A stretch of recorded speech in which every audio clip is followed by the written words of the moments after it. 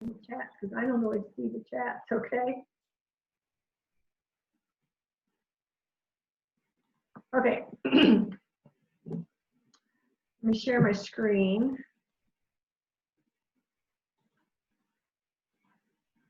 Okay, on the IEP, you're going to see these boxes right here. This is the actual IEP. I don't want you to mark anything in those boxes. I want you to leave those completely blank this time, all the way throughout the document. Okay? Don't do anything to them. We'll do those later. That comes with a later draft. All right? So ignore those boxes for now. And you're going to start with, oh, let me go back to sharing. I jumped the gun a little bit here.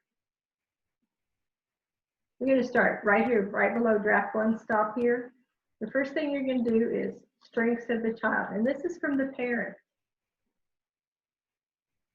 You're trying to build a relationship with the parents, a positive relationship, and what better way than to let them start talking about the good things that the child can do. It doesn't have to be school stuff or academics. Maybe they're really good with their younger brother or sister and taking care of them. Maybe they're really responsible and taking care of their pets.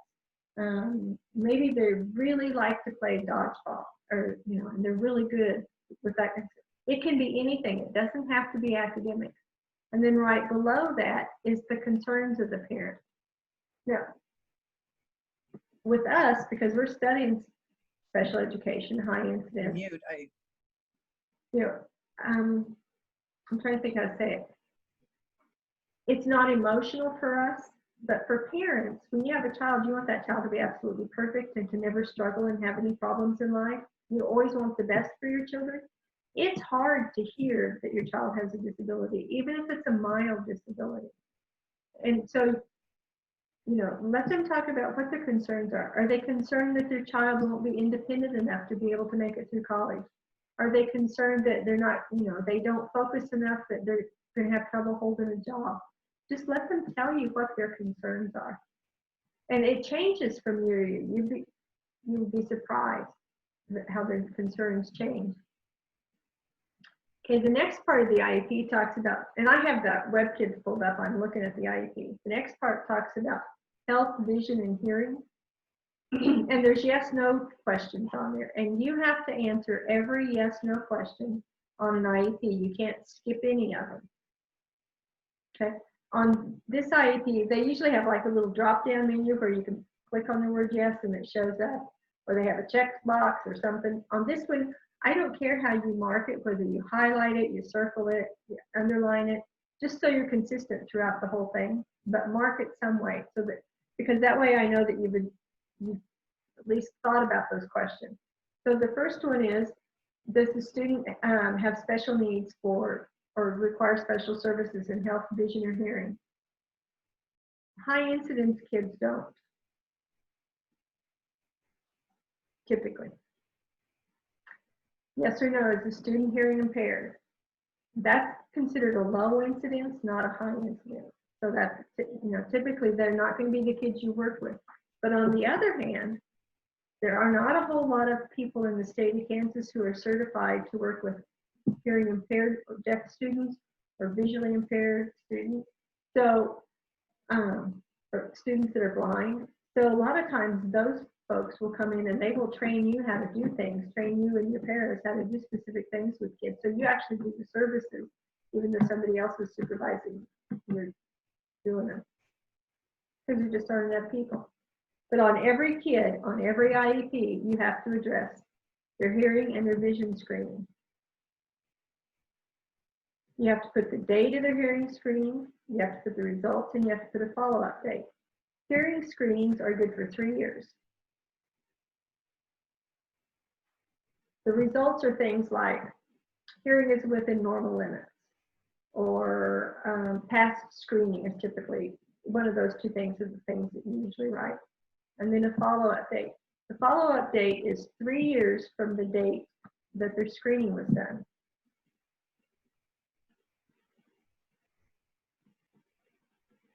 And vision is the same way, except it's 2 years. And the results would be things like vision is within normal limits, uses corrective lens, wears contacts, independently wears glasses. Those are the kinds of things you can put in there. And the way, and I had the hardest time, and maybe it's just me, but remembering which one is 3 years and which one's 2. Like I think about it, when you get your eyes checked, don't you get your glasses, especially if you wear glasses or contacts, don't you get them checked about every 2 years? I mean, isn't that, you get, or every 1 year, Jacqueline, right? Okay, so you get your eyes checked every year. Yes. How many of you have ever had your hearing checked? Jacqueline has, Curtis has. I have. About 3 out of the 14 or 15 of you, 14 or 15 of us. So we don't get our hearing checked nearly as often, or it's not as common unless there's a problem. So vision is more often than hearing. That's the way I remember it.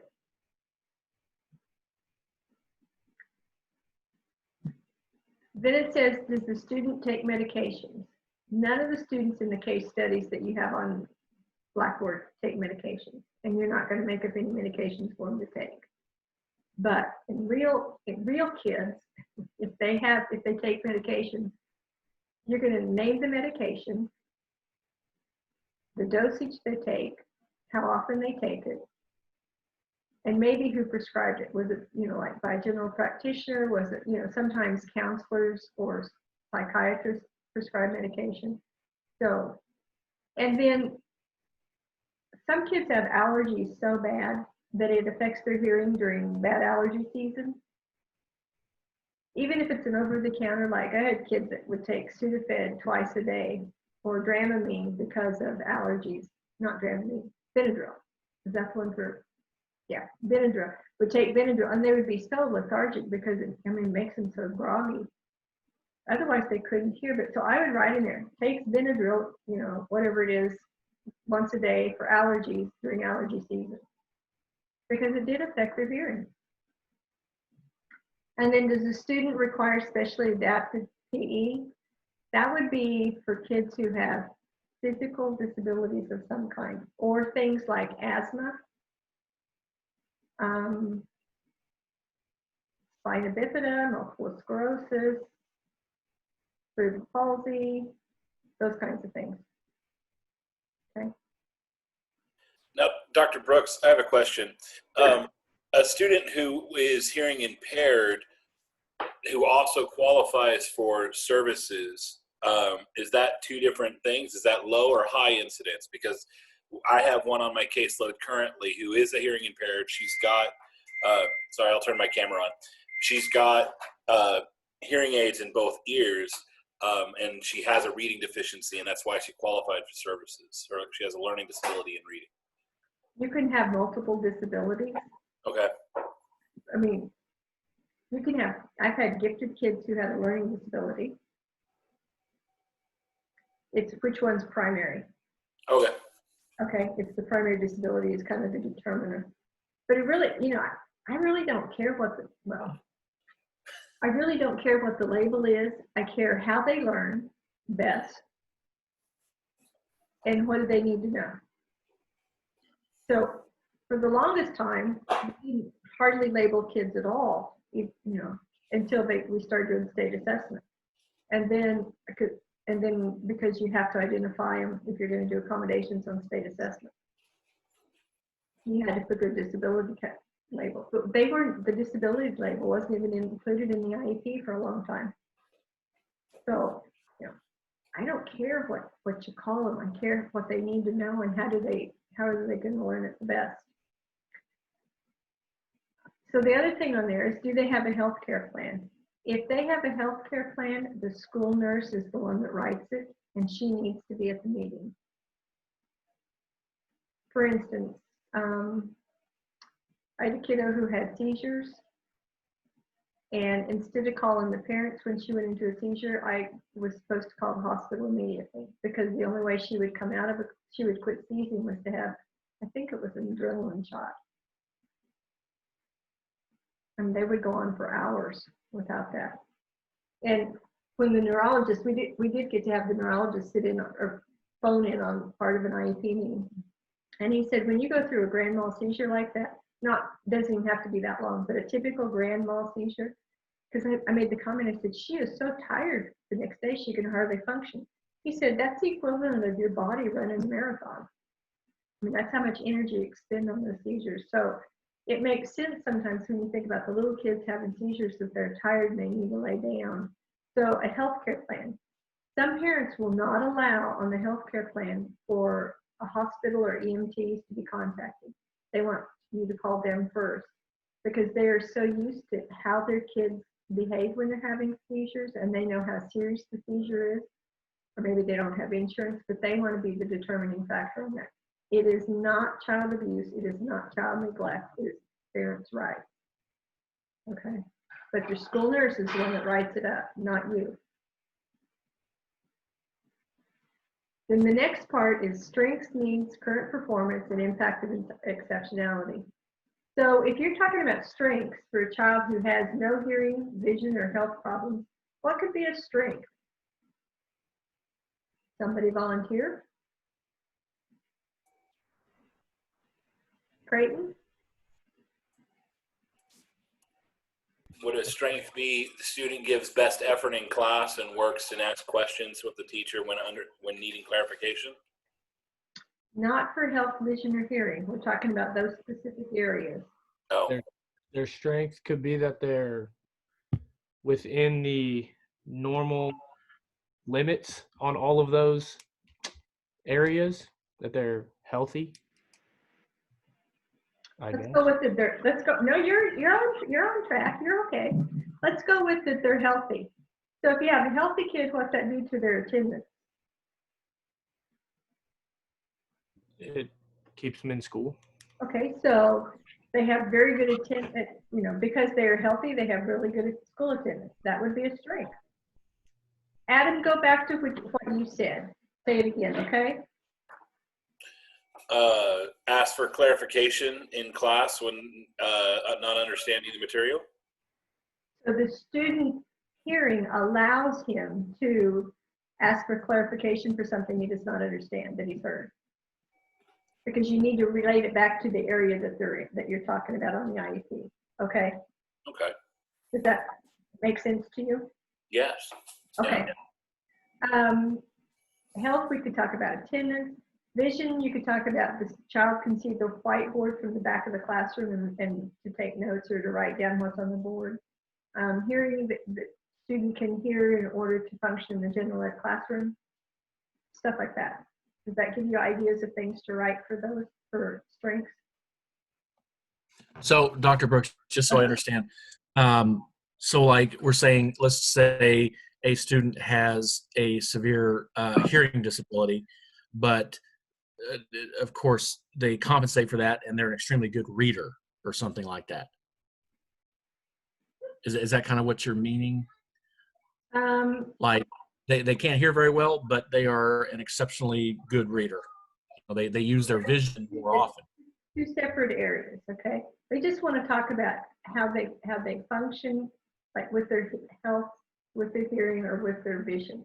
Not talk about academics so much, because that would go in, the reading part would go in the reading section of the IEP. Okay, so things that you could typical things that you're going to write are school attendance indicates the child is healthy. You know, good school attendance. Can hear to follow instructions in general education and other settings. Can see to read the whiteboard from across the classroom. Those are my mind's blank. Those are the only ones I can think of right this minute. And you only need one. Go ahead, Adam. Sorry. No. Would the vision spot be where you would put something like a child is diagnosed with dyslexia, or is that an academic spot? That goes in the reading spot. Okay. Okay. So the needs, if we're talking about health, vision, or hearing, if your child is healthy, they have their vision's normal, their hearing's normal, do they have any needs? So you're going to write a sentence because you can't leave anything blank. So you're going to write a sentence that says this child, and you're going to name the child, just don't write child, but Susie has no needs in this area, or there are no concerns in this area for Susie, or something like that. Can that be considered a strength? That's a need. That goes on that including parent concerns line. The second one.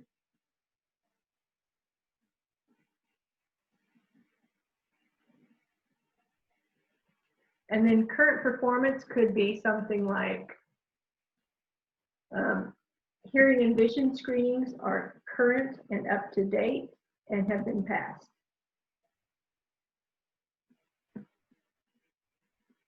Doesn't have to be those exact words, but something that's just the gist of the idea for kids that don't have any problems. Or a current performance could be wears glasses without being reminded.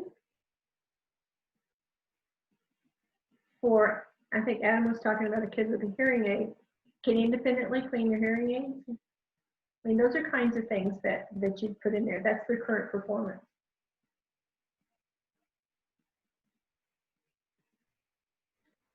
Okay, then the impact of exceptionality, and I know I am a grammar queen, and I have the hardest time saying this without double negatives in the sentence, but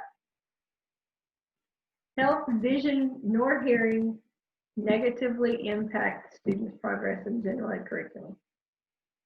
I did it without double negatives. I usually say do not negatively or something. I don't know, it comes out goofy.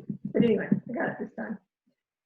Because it does, there's no detrimental effect from their vision, their hearing, or their health if they're a typical, typically functioning in those areas to affect the way they're learning.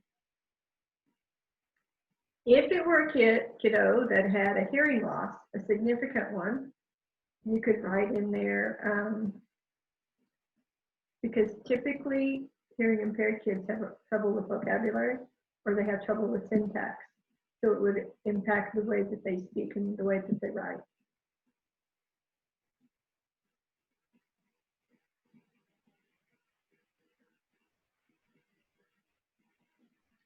Okay, then I'm going to show you where I'm at on the IEP real quick.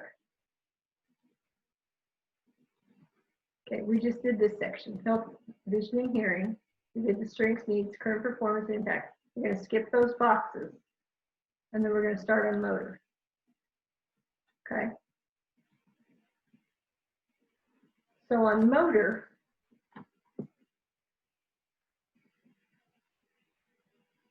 you can have high incidence kids who have motor problems. You can have high incidence kids who have cerebral palsy, muscular dystrophy, multiple sclerosis. I mean, you can have kids that have health issues. Chances are they're going to be under other health impaired instead of learning disabilities, but they may have a dual label. Motor kids, do they need special PE? Yay or nay? Can they do PE just like every other kid in the building does PE? If they need something special, that's when you're going to put the yes there.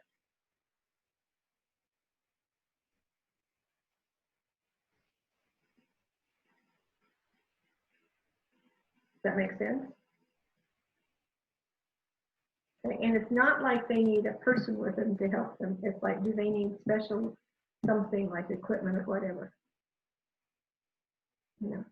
I think every kid would benefit from having an adult stand beside them in PE to help, encourage them to keep trying and to do better, do one more, whatever. That's not what we're talking about. Is, do they need special equipment? Are they wheelchair bound, so they need special exercise programs? Do they use a walker so they could get hurt if they were participating in PE with other kids? Do they use canes or whatever? Those are the kinds of things you need to consider. Are they asthmatic? That can affect PE in the skills. Okay. So social emotional. Ready to keep going? Okay. Social emotional. This is okay, first of all, we, meaning you as teachers and me as a teacher, are not qualified to diagnose a child with emotional problems. We never make diagnosis for Period. We don't do that. That's a team decision that includes the school psychologist and a lot of things, a medical diagnosis. Like several times I've worked with teachers in this class and they'll say, I know he's autistic. He's got all the characteristics. Why can't we just call him that? Because you're not qualified to make that decision. We are not trained to do that. So we go with the label that they have and keep at it with that. Anyway, social emotional.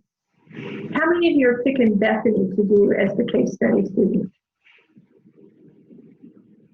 Okay, when you read Bethany's study, for those of you that aren't doing Bethany, she's a 4th grader, right? I haven't read her for a while. She's a 4th grader, and she kind of like throws tantrums is what I kind of read it as. It's like when she gets mad or frustrated, she throws her pencil down, she might break it, she stomps out of the classroom.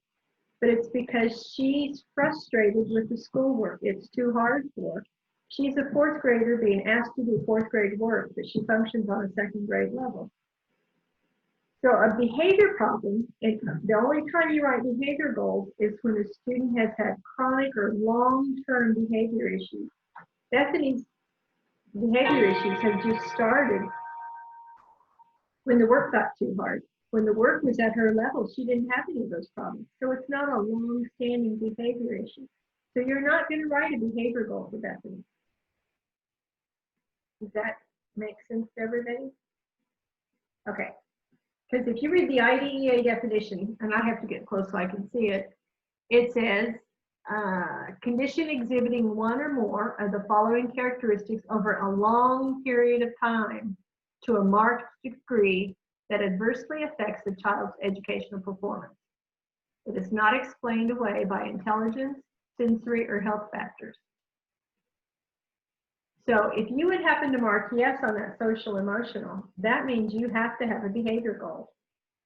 And none of the kids on the case studies that you're working with have social emotional problems because it's not long-term. They're all short-term problems. Think about the kids that you've been around when you were a para. At any given day, any kid could be considered a behavior problem. And sometimes the teachers could too, right? Because they were having an off day.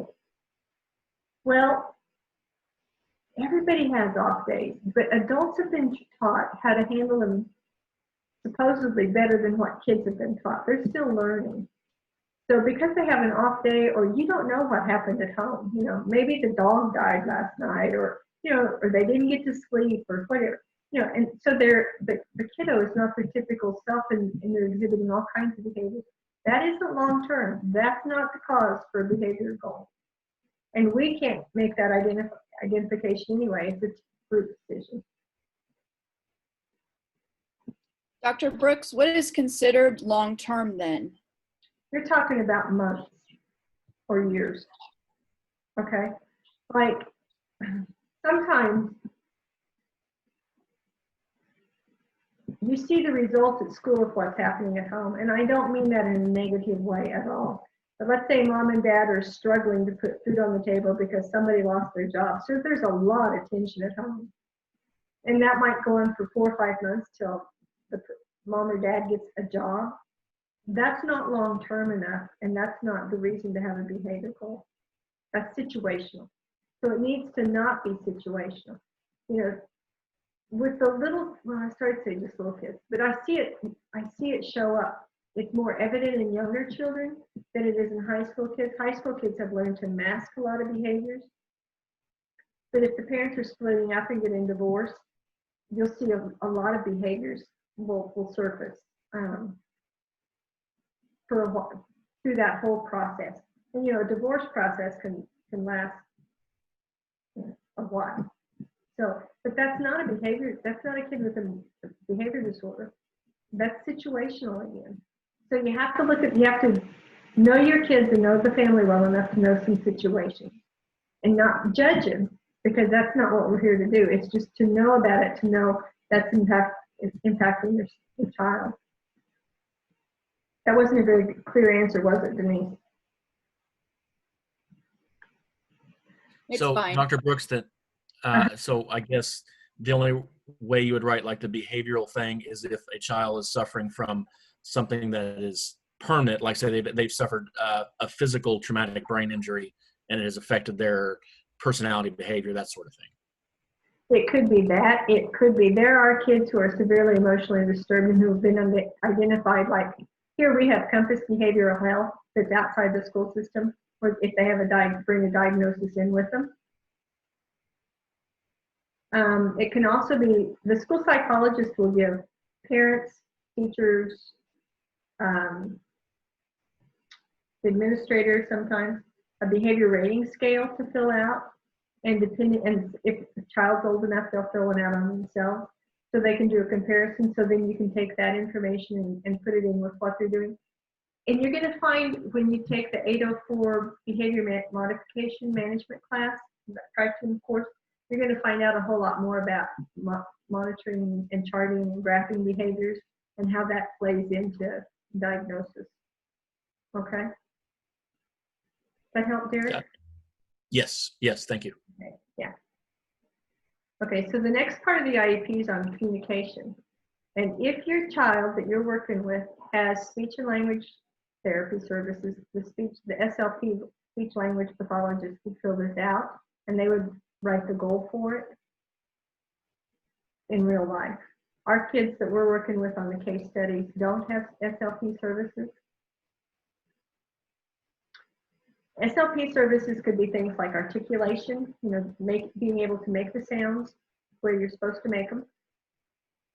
And there's a progression of the way the order that developmentally you're supposed to be able to make those sounds.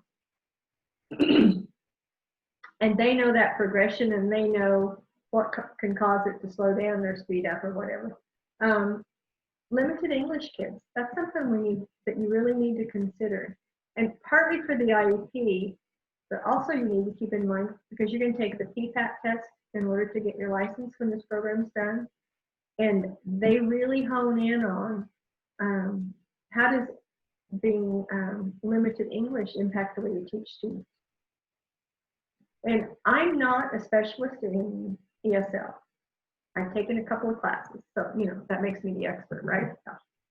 But I'm thinking if I have a little student a little boy or a little girl that speaks Spanish and they're fluent in Spanish, then if I were going to try and teach them English, I would try and start with nouns and show them the book and then, teach them the English word for book to go with the Spanish word for book.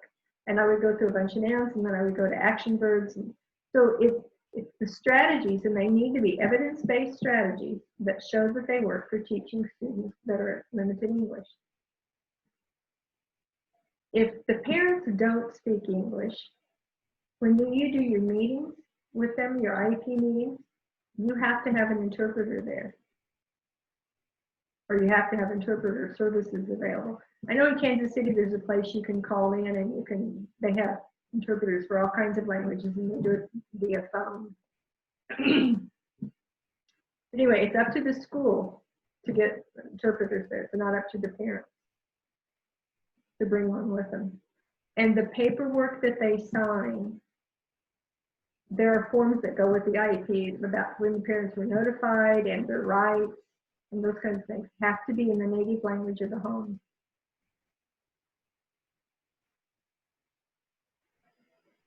Because you cannot ask somebody to sign something they have no idea what they're signing. Does that make sense? Dr. Brooks, here in Liberal, we're 80 to 85% Hispanic, so a lot of my IEPs have been bilingual, where we have our interpreter there. And we typically have where we print off the IEP in English and Spanish and give them the Spanish copy and they sign the English copy. Is that okay based on what you've just said, or? I haven't signed both, just to be sure. Okay. Okay, so I mentor new special ed teachers and consult with High Plains Co-op, which is just to the north of Liberal. Okay. And they have all of the signature forms on the iPad. And when they sign on the Spanish form, it also puts the signature on the English form. It's on both.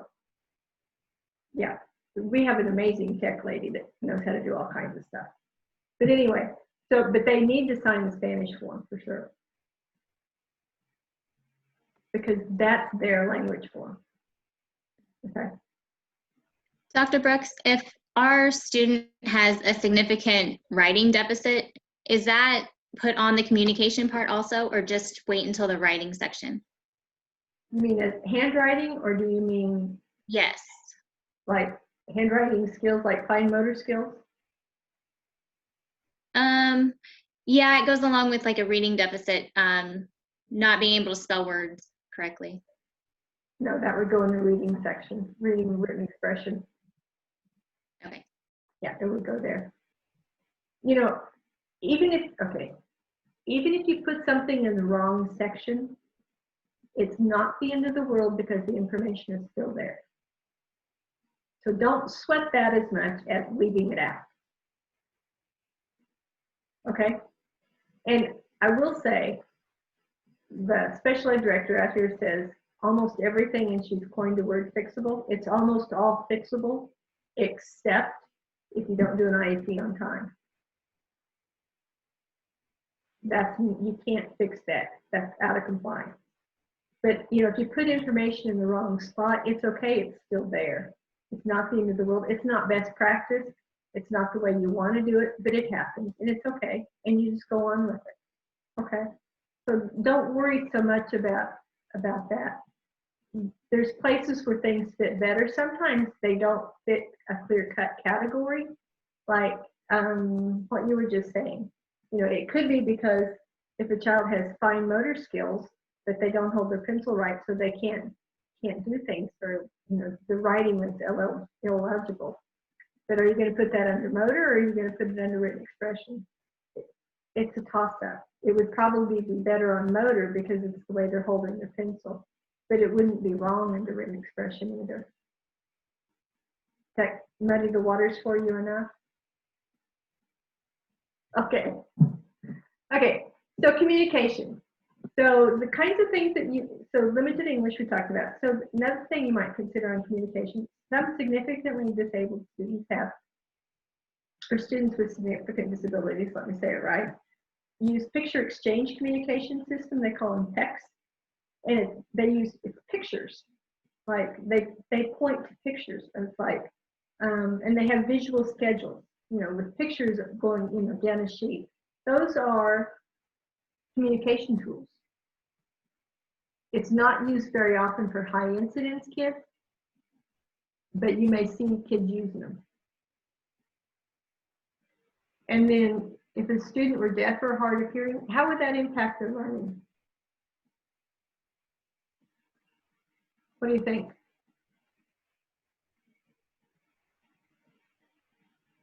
TJ? Well, you'd have to do everything in pictures or switch to Braille, wouldn't you? Or, I'm sorry, hard of hearing, you wouldn't have to, but I think we had one student that, he could hear, but if you asked him a question, he couldn't answer it, but if you wrote it, he answered immediately.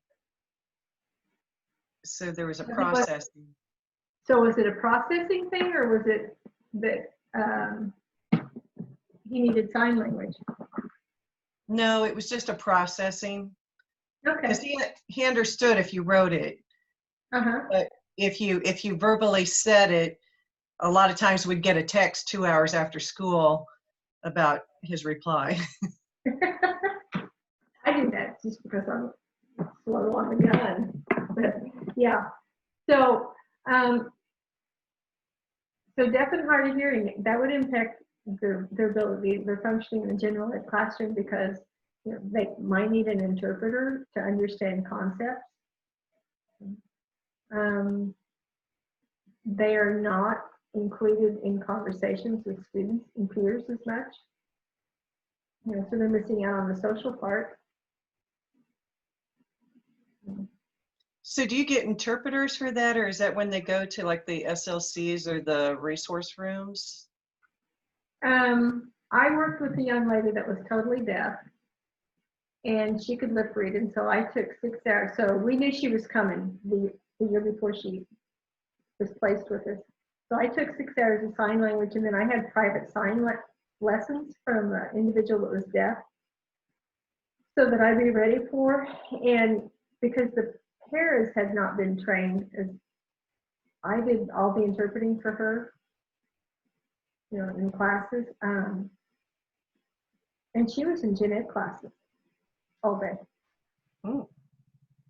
Because she was a really bright young lady, extremely bright. So chemistry and all that stuff. So it just depends on the individual student.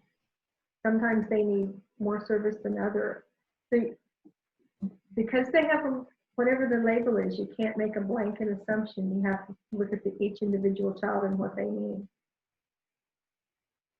So on the general intelligence section, oh, did I skip? Motor. Okay, on motor, strengths, what could the strengths be on motor?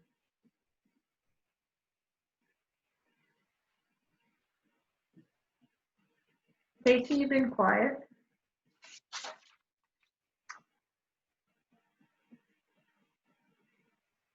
What would a motor strength be? A motor strength? Let me think.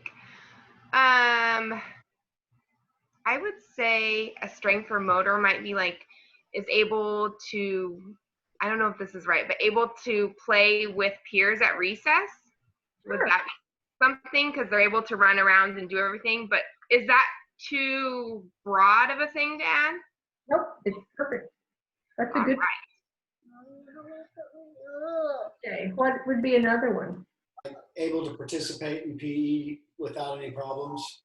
Yes, without support. Yep. CJ, can you think of one for motor?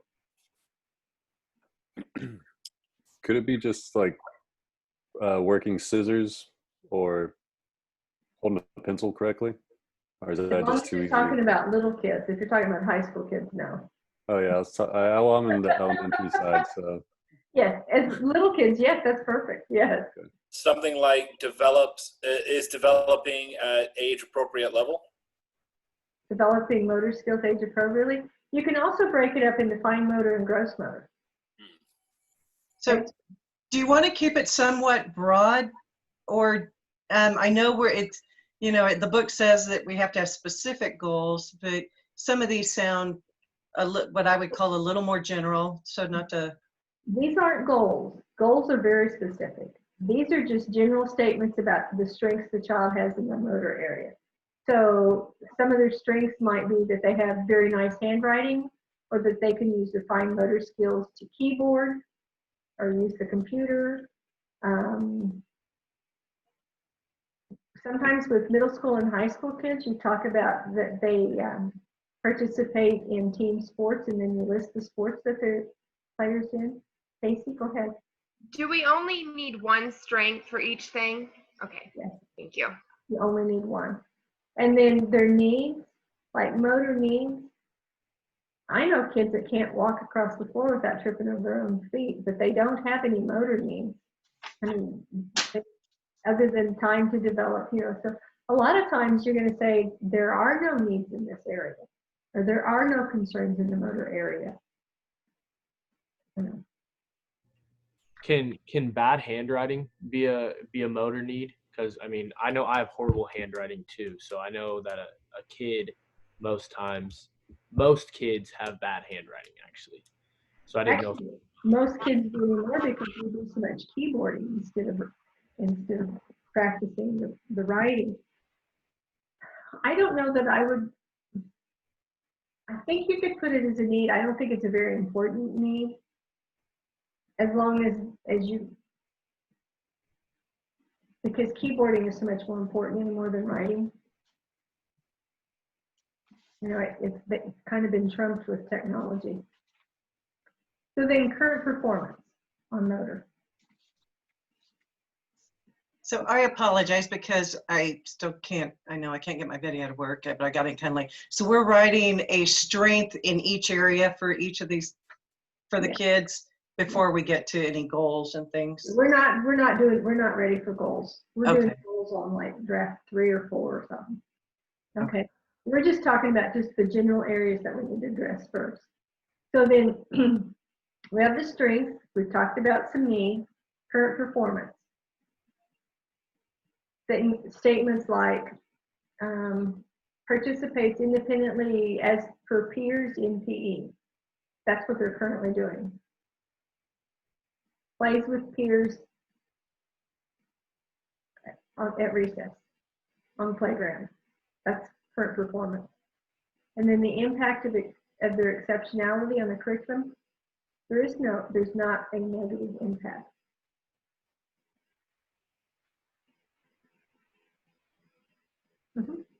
Jacqueline? So when they do have motor issues or fine motor issues, is that when like occupational therapy and physical therapy kind of step in? Absolutely. And you're probably not going to have any motor goals on any kids without OT and PT services. Right. Okay, the next part is social emotional. Oh, we did that, didn't we? Well, apparently when I was doing my notes, I did them out of order because they don't match up at all, I don't think. Okay, are we ready for general intelligence? Okay. On general intelligence, it says, are there cognitive needs or considerations that affect the student's involvement and progress in general education curriculum or participation in approved activities for preschool? If you mark no there, then you stop. You're not writing the rest of the IEP. There's no reason for this child to be in the program. So you're always going to mark yes on that box. Okay. And then it says, how are the needs being indicated being addressed? Okay, so in the general intelligence section, you need to look at your case studies and you're going to, it's called an eligibility identification. What's their label? That's what that means.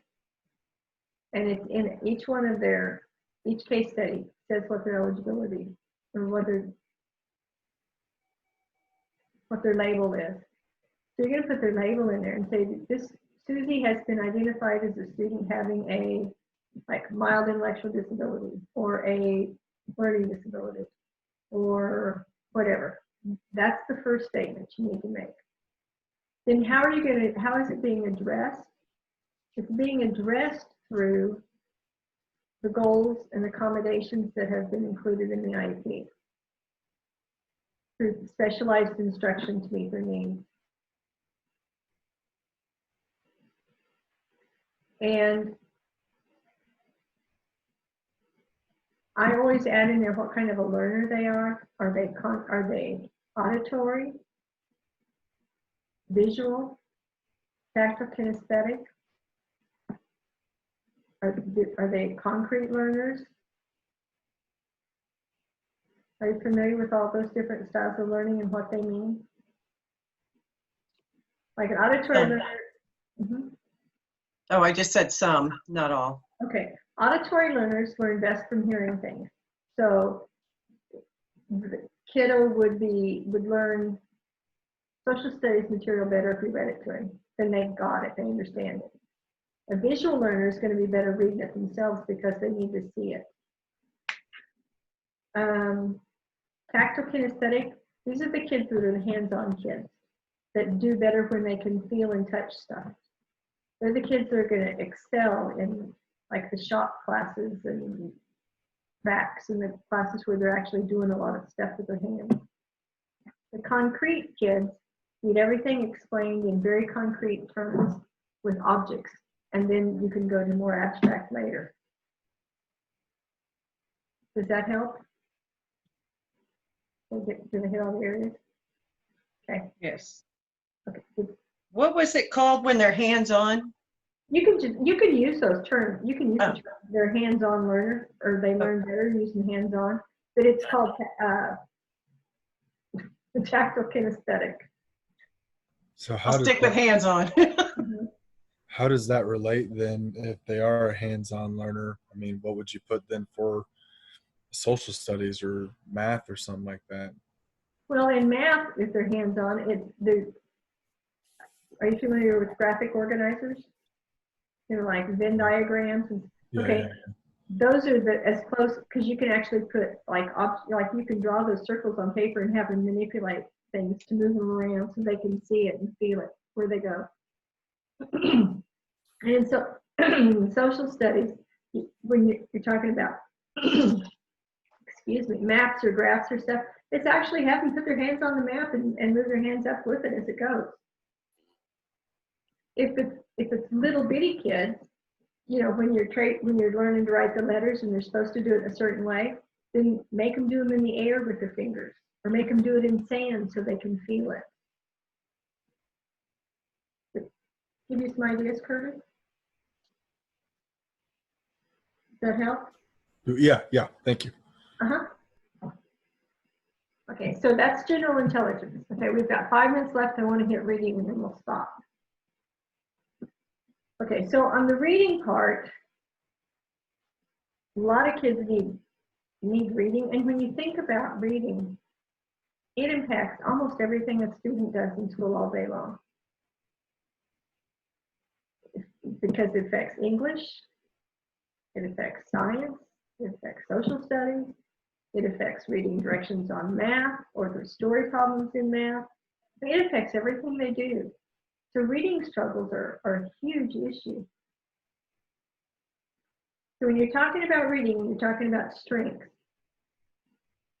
Let's say that you're an 8th grader and you're functioning about 5th grade level in reading, except one area, fluency, is at 6th grade. For some reason, they can read fast, but we don't know why. That fluency area is a relative strength. And so you're going to write that into that strength area because and put a relative strength. Even though it is still below grade level, it's still a strength for them.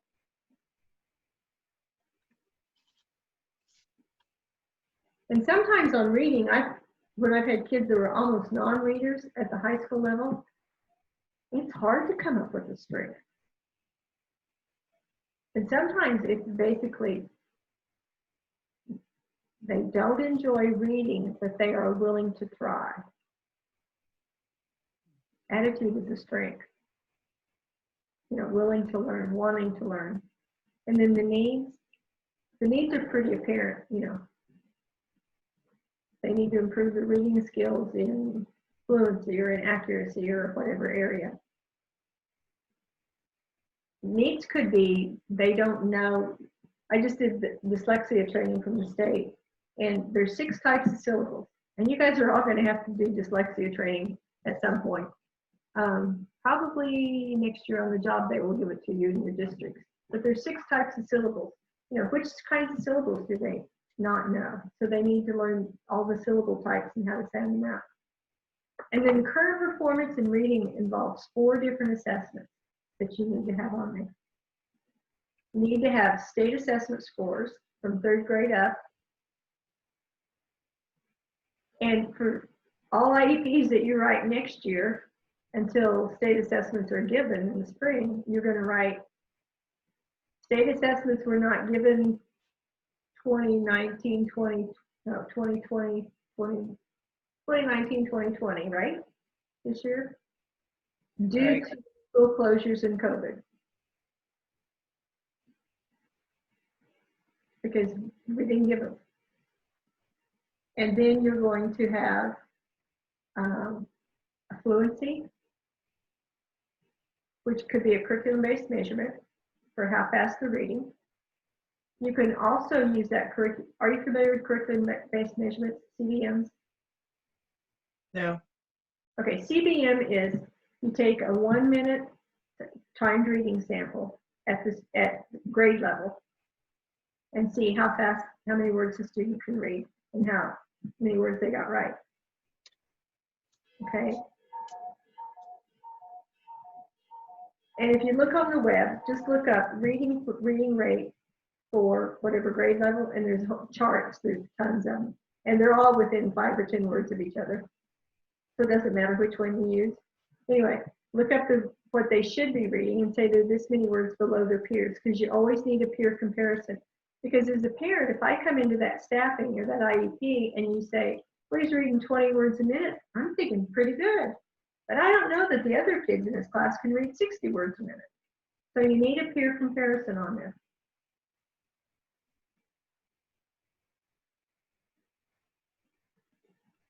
And then you need a reading accuracy measure. And reading accuracy is pretty easy.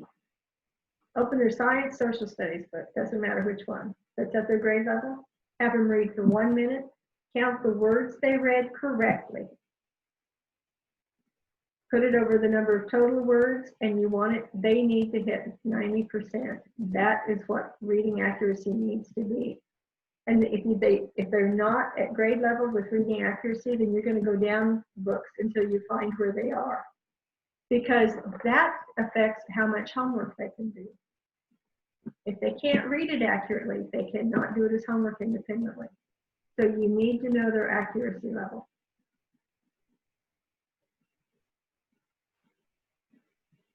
I have had kids that were, the reading accuracy for their grade level is 5 or 6%. It's pretty sad.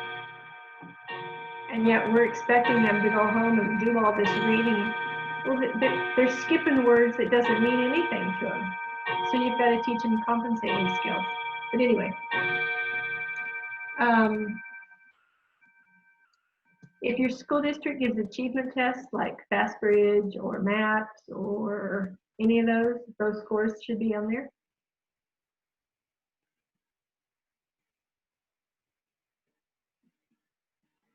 Okay, did I give you 4? Yes? Reading accuracy, CBMs, state assessments, and achievement tests.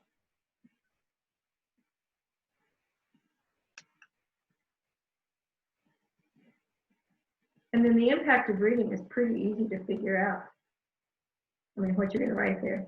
It impacts their performance in science. You know, the reading skill level affects their science, social studies, content areas, reading, plus math, and list off their other classes, being able to read instructions.